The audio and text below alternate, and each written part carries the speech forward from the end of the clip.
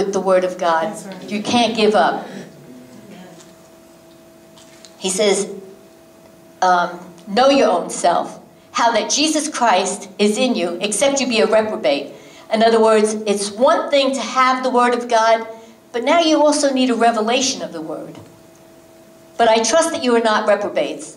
Now I pray to God that you do no evil.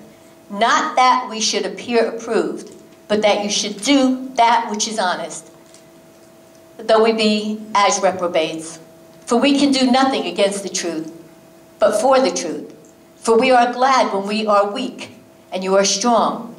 This also we wish, even your perfection.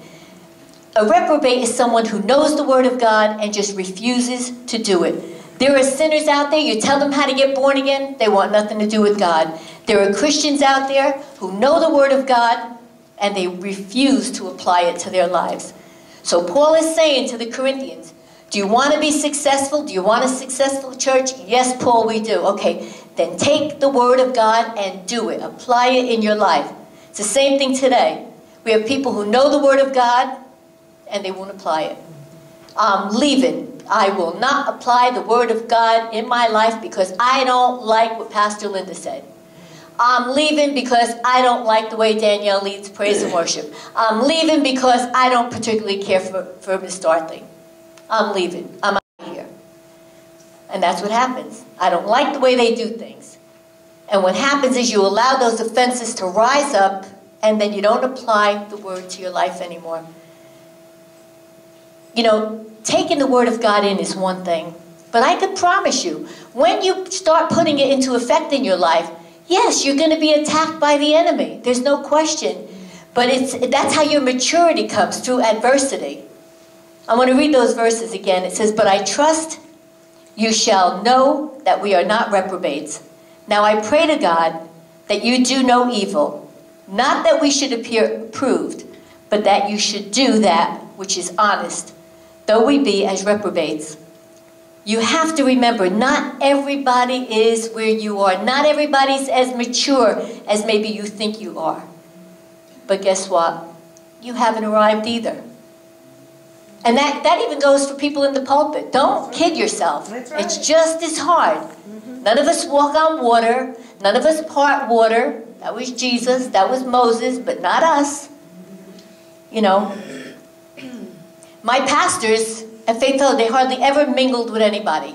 So when we went into ministry, we said, we're going to do the opposite. We're going to mingle with people. We're going to hang out with people. It was a mistake. Because the minute we were ourselves, and right from the beginning, people saw our flaws, they saw our weaknesses, and then they write you off.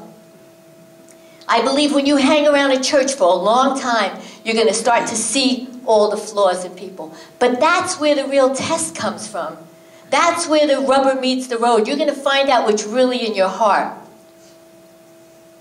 Aren't you glad we serve a perfect God? He doesn't make any mistakes. We make them, but He doesn't.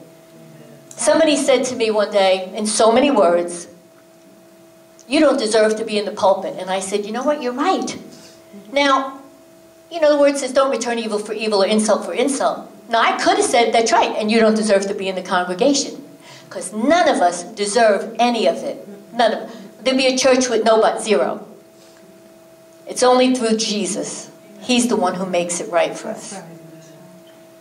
You know, we have cameras here now. I never asked for this. They just automatically did it. I never asked. I told you a long time ago, I don't need to write a book. I don't need to be on TV. I don't need any. That's not important to me. You say, well, we want God to know who we are. We want people to know who we are. God knows who we are. Somebody came and said, visited one day and said, I got to tell you, you got the best kept secret around. The presence of God is here. The word is pure. God knows who we are. It's up to Him. He says He's adding to the church daily such as should be saved. That's right. Not me. You say, Pastor, now, so what do? Do we follow people? Yes, as long as they're following Jesus. That's right. Should we have examples in our lives? Yes, as they follow the Lord. But you know what? We all have shortcomings and we all make mistakes, so you have to allow for that. We have to stop making excuses as to why I don't want to serve God, why I don't want to come to church. Gets back to examine yourself. We're going to take communion now, so I want to close this morning. So if the ushers could come up and just start handing out the elements. Just ask you to hold them so we take them as a family.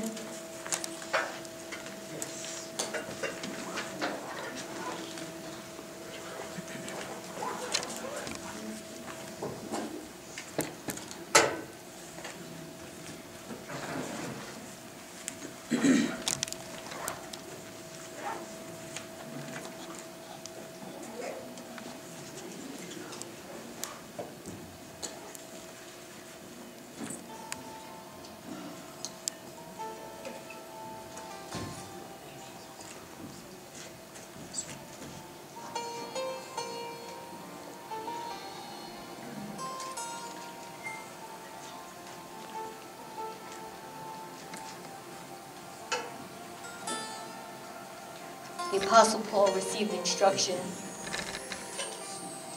on the communion table from Jesus himself. It was by revelation. And he said that on the night that Jesus was betrayed, he took the bread and gave thanks and broke it. And he said, "This is my body which is broken for you. Do this in remembrance of me." And then after supper, he said the same thing with the cup.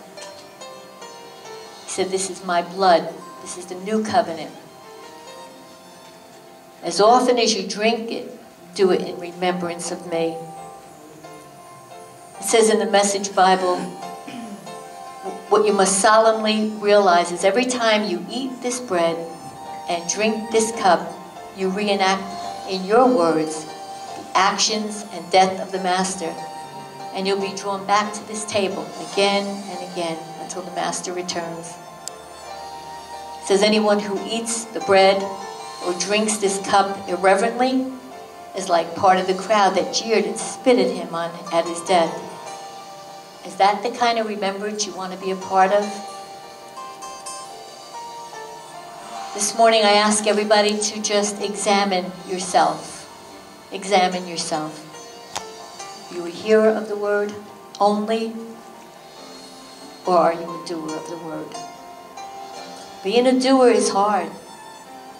You put up with a lot. But I'll tell you, the rewards and what you get at the end of the day with the Lord is just wonderful, because if you delight yourself in Him, He'll give you the desires of your heart. Search your heart this morning. Anybody been offended?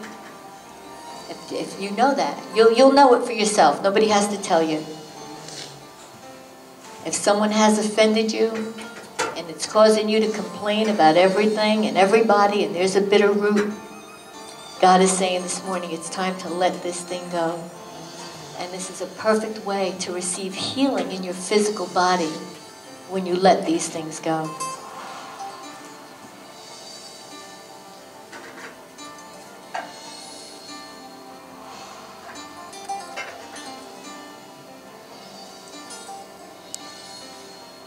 Again, on the night He was betrayed, He took the bread, gave thanks and broke it, and said, "This is my body, which is broken for you. As often as you eat it, do it in remembrance of me." Let's take the wafer.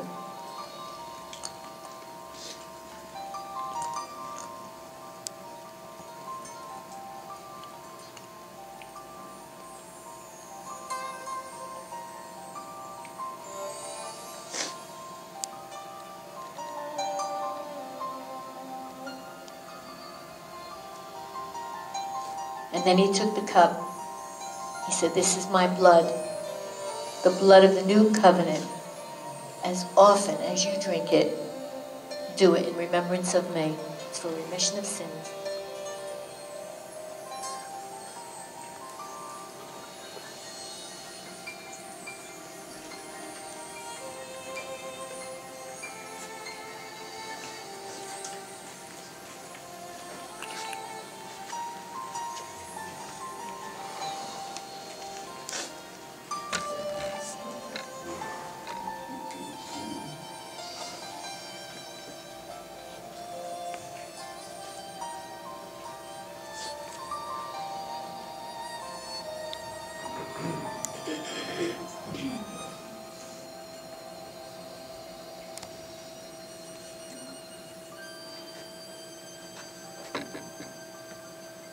Does anybody here need prayer for anything this morning?